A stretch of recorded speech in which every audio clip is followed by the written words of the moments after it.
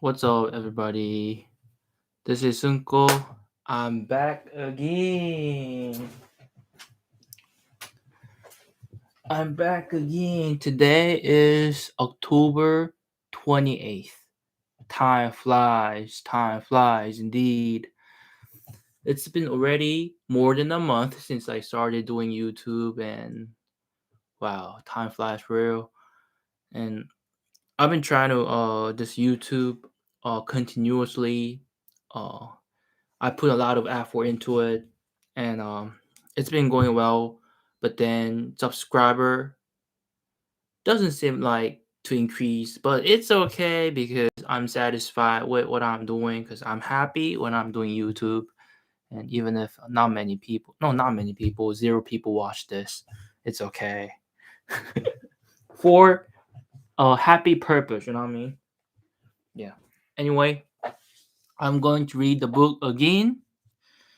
Like I've been saying over and over that this book is so boring as hell, but then for some reason I've been keep reading it, and it's getting a bit interesting. And there are a lot of reasons why I'm reading this book. First, it's getting a bit interesting. Second, I'm really lazy to find a book that I want to.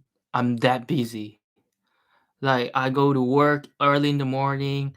I do I do study coding, so I do study coding, and my work is related to computer stuff. So I've got to focus on my work at daytime, and after work I work out, and boom, before I know it, it's already evening. So um, anyway, just like the rest of the days, I'll be reading a book, and yes.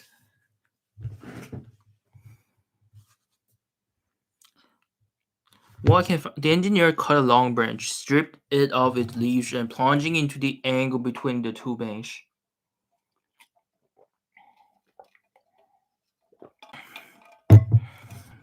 He found that there was a large hole, 1 foot only beneath the surface of the water. This hole was the opening so long looked for in vain, and the force of the current was such that the branch was torn from the engineer's hands and disappeared. There is no doubt about it now, repeated Harding. There is the outlet, and I will lay it open to view. How? asked Gideon. By lowering the level of the water of the lake 3 feet. And how will you lower the level? By opening another outlet larger than this. At what place, Irish? At the part of the bank nearest the coast, but it is a massive granite. Observed Spilett. Well, replied Cyrus Harding. I will blow up the granite, and the water escaping will subside, so as to lay bare this opening, and make a waterfall, by falling onto the beach, added the reporter. A fall we shall make use of, replied Cyrus. Come, come. The engineer hurried away.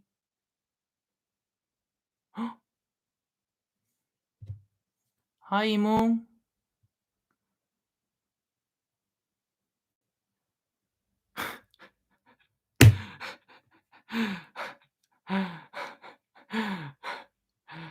I'm not so cute. I didn't shave at all. I've got to shave, but I've been lazy these days. I felt like I had long time no see for real on online. I see you on offline, but it's been so long for real. I didn't, if I knew that you were about to come here, then I would have shaved. I didn't shave. I look a bit dirty on screen, don't I? Wow, so many love. Thank you for so much love, Imung. You're my only fan and you're my only viewer. Thank you. I feel like I've got to do some reaction.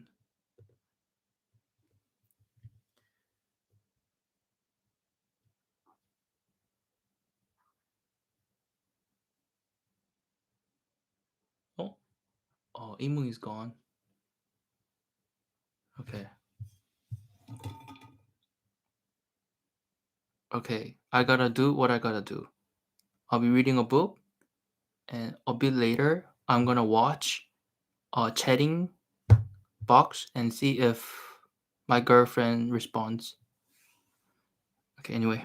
The engineer hurried away his companion, whose confidence in Harding was such that he did not doubt the enterprise would succeed. And yet, how was this granite wall to be opened without powder? And what imperfect instruments was not this work upon which the engineer was so bent above their strength?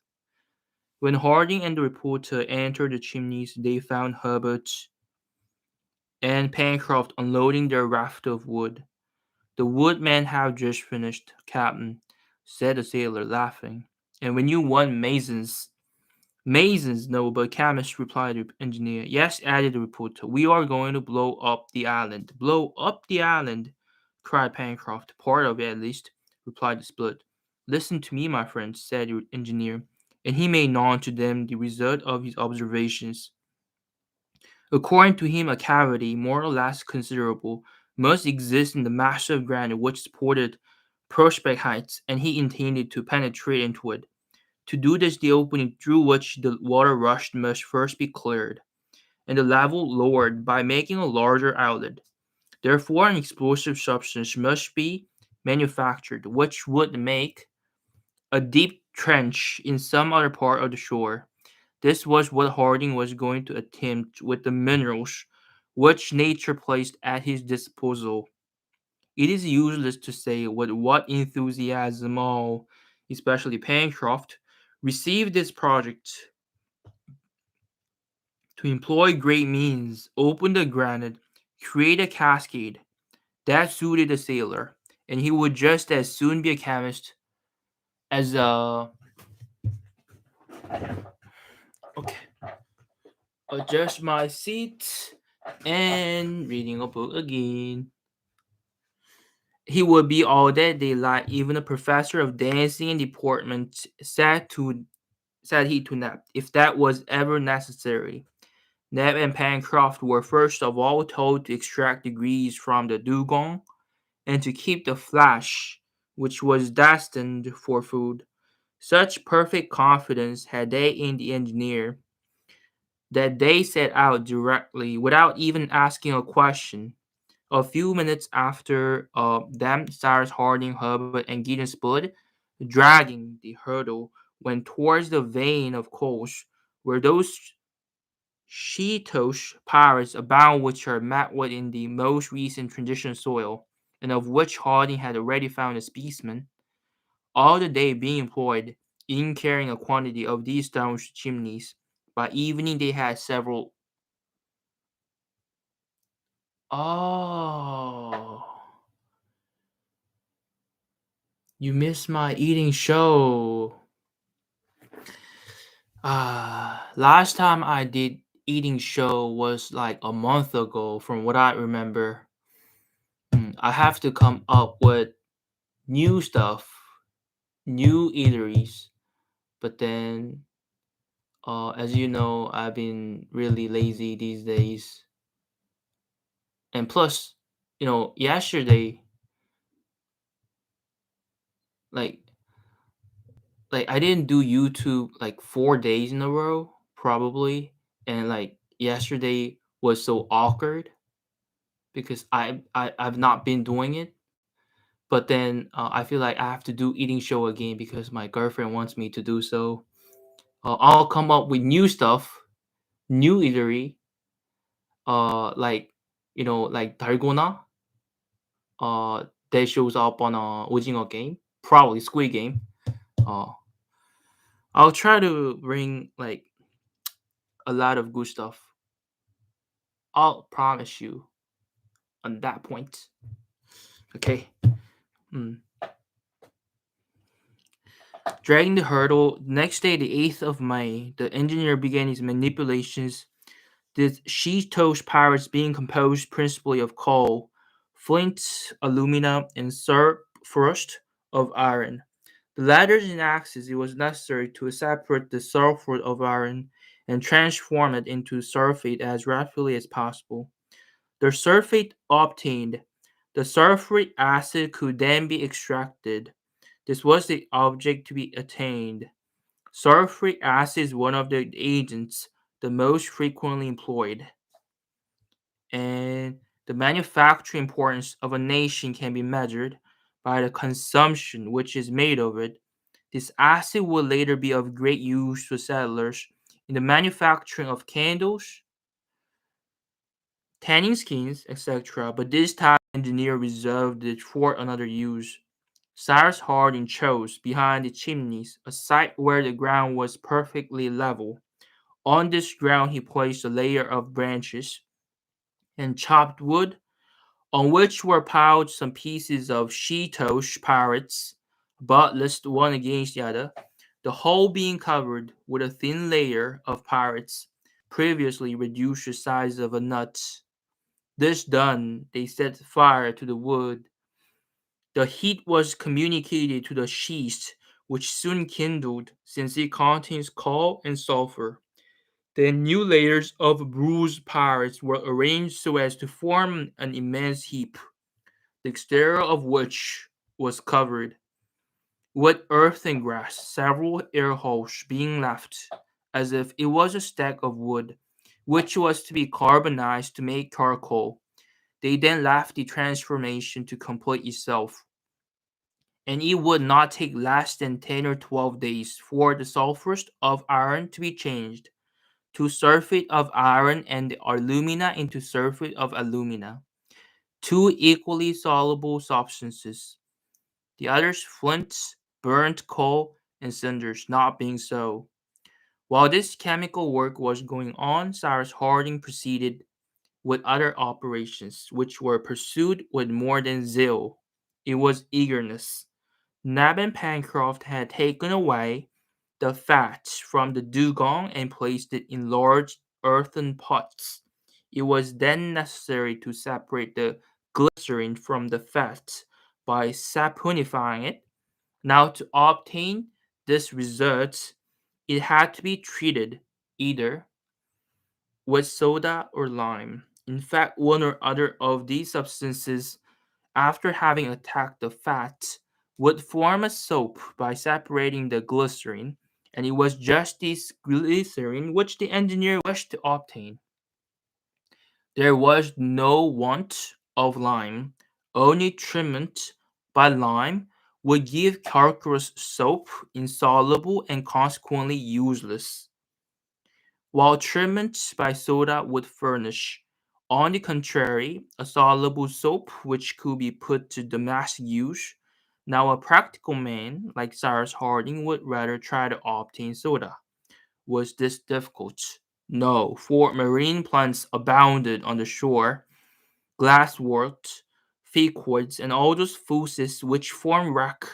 A large quantity of these plants was collected, first dried, then burnt in holes in the open air. The combustion of these plants was kept up for several days, and the result was a compact gray mass, which has been long known under the name of natural soda. This obtained, the engineer treated the fat with soda, which gave both a soluble soap and that neutral substance, glycerine. But this was not all. Cyrus Harding still needed, in view of his future preparation, another substance, nitrate of potash, which is better known under the name of saltnita or of saltpeter. Cyrus Harding could have manufactured this substance by treating the carbonate of potash, which would be easily extracted from the cinders of the vegetables by azotic acid, but this acid was wanting, and he would have been in some difficulty if nature had not happily furnished the saltpeter without giving them any other trouble than that of picking it up. Hubbard found a vein of it at the foot of Mount Franklin, and they had nothing to do but purify the salt. These different works lasted a week. They were finished before the transformation of the sulfurs into sulfate of iron had been accomplished. During the following days, the settlers had time to construct a furnace of bricks of a particular arrangement to serve for the distillation of the sulfate of iron when it had been obtained. All this was finished about the 18th of May, nearly at the time when the chemical transformation terminated. Gideon Spilett, Hubbard, and Pencroft, skillfully directed by the engineer, have become most clever workmen. Before all masters, necessity is the one most listened to, and who teaches the best. When the heap of pirates had been entirely reduced by fire, the result of the operation, consisting of sulfate of iron, sulfate of alumina, flints, remains of coal, and cinders, was placed in a basin full of water. They stirred this mixture, let it settle, then decanted it, and obtained a clear liquid containing in solution sulfate of iron and sulfate of alumina, the other matters remaining solid, since they are insoluble. Lastly, this liquid being partly evaporated, crystals of sulfate of iron were deposited in not evaporated liquid, which contained the sulfate of alumina, was thrown away. Cyrus Harding had now at his disposal a large quantity of the sulfate of iron crystals, from which the sulfuric acid had to be extracted. The making of sulfuric acid is a very expensive manufacture. Considerable works are necessary, a special set of tools, an apparatus of platina, leaden chambers, unassailable body acid, and in which the transformation is performed, etc. The engineer had none of these at his disposal, but he knew that in Bohemia especially. Are you melting now? Oh, no! Imung! Don't melt! Why are you melting? No! My reading voice is cheating. Is cheating, meaning that my voice is attractive. That's what you're saying? Oh, I can see. Saliva dripping. Dripping from your face. Saliva dripping face. Charming voice. That's what you're saying. Come on. My voice is not charming. Foul? What do you mean by foul? Come on. Come on, you. Ah. You're giving me so much compliment. Oh, 반칙이라고. Oh, I get what you're saying. I know I'm cheating. What can I do? It's my it's my area, my zone. I do what I want to do. I'm doing the best thing to attract a person like you, Imung. I know it's foul. Because it's foul, I do.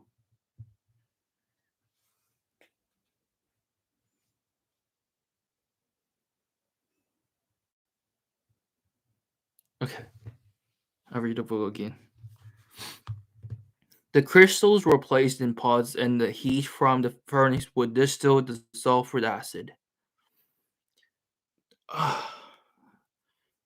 I hate what I'm reading.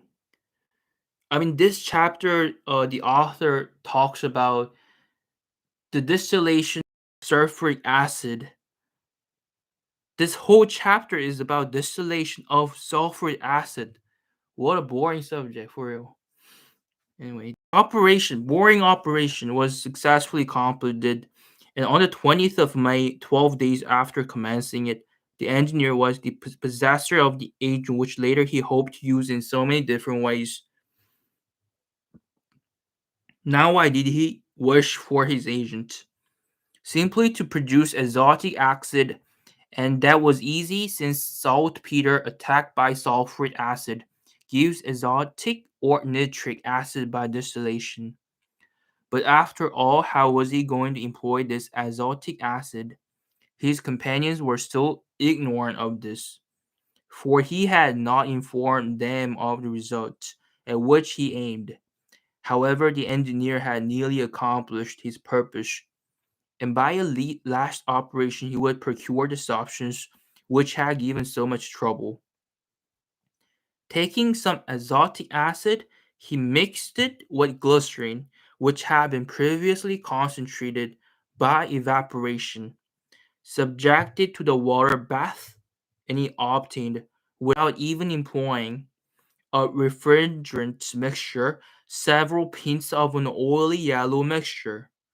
This last operation Cyrus Harding had made alone in a retired place, at a distance from the chimneys, for he feared the danger of an explosion, and when he showed a bottle of this liquid to his friends, he contented himself with saying, "Here is nitroglycerin." It was really this terrible production, of which the explosive power is perhaps tenfold that of ordinary powder, and which has already caused so many accidents. However, since a way has been found to transform it into dynamite, that is to say, to mix with it some solid substance, clay or sugar, porous enough to hold it, the dangerous liquid has been used with some security. But dynamite was not yet known at the time when the settlers worked on Lincoln Island. "And is it that liquid that is going to blow up our rocks?" said Pencroft incredulously. "Yes, my friend," replied the engineer, "and this nitroglycerin will produce so much the more effect as the granite is extremely hard, and will oppose a greater resistance to explosion." "And when shall we see this?" "Captain, tomorrow, as soon as we have dug a hole for the mine," replied the engineer.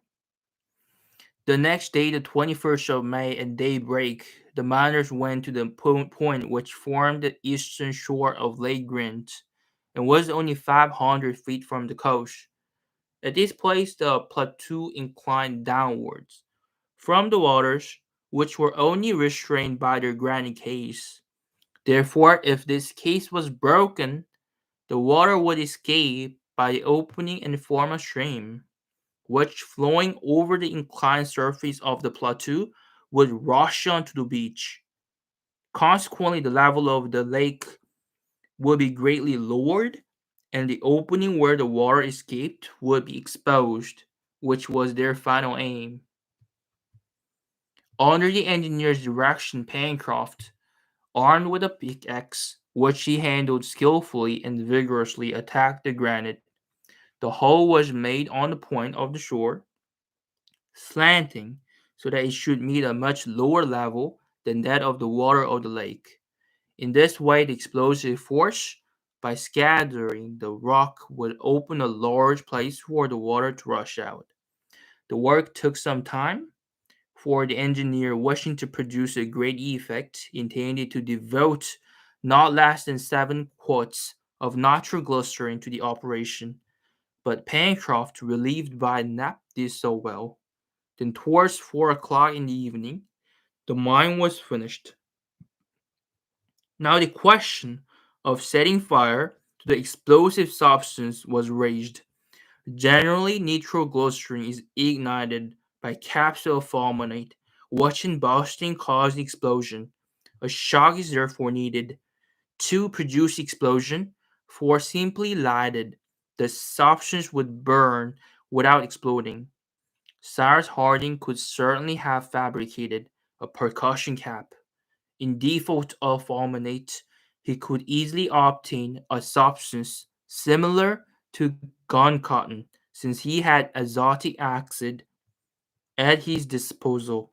This substance, pressed in a cartridge and introduced among the nitroglycerin, would burst by means of a fuse and cause explosion. But Cyrus Harding knew that nitroglycerin would explode by shock. He resolved to employ this means and try another way. If this did not succeed, in fact, the blow of a hammer on a few drops of nitroglycerin spread out on a hard surface was enough to create an explosion. But the operator could not be there to give the blow without becoming a victim to the operation. Harding therefore thought of suspending a mass of iron, weighing several pounds, by means of a fiber to an upright just above the mine. Another long fiber, previously impregnated with sulfur, was attached to the middle of the first by one end, while the other lay on the ground several feet distant from the mine. The second fiber, being set on fire, it would burn till it reached the first. This catching fire in its turn would break, and the mass of iron would fall on the nitroglycerin. This apparatus. Why are there so many people watching today? Supposedly there should be a person or no person watching this, but then I can see at least 5 people are watching. Today is really, really weird day for real. I don't know who's watching this, but if you are trying to find the joy, you're looking for the wrong place. I'm not sure if I'm supposed to say like this, but normally I do YouTube for 30 minutes and it's been already 27 minutes. 27 minutes of reading the book. Uh I feel like I have to come up with new subject next time. It's amazing that 3 people are still watching this. For wow, I cannot believe this. It could be my family, I know. It could be my friend, but it still surprises me.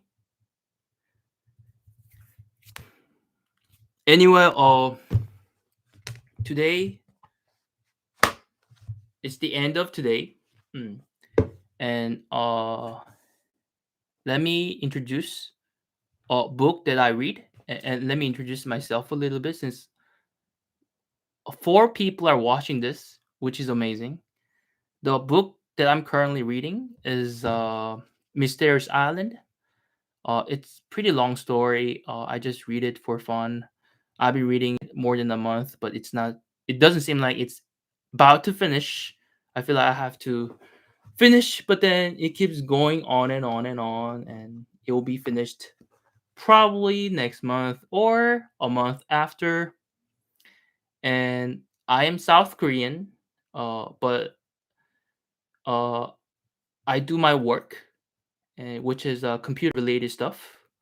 But I do YouTube just for fun, late at night, Korea time.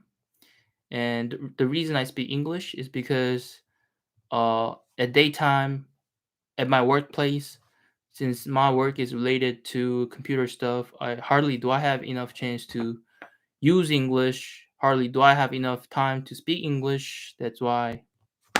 Mm. Anyway, today's the I'll sum up. No, not sum up. I'll see you tomorrow. Okay. Bye.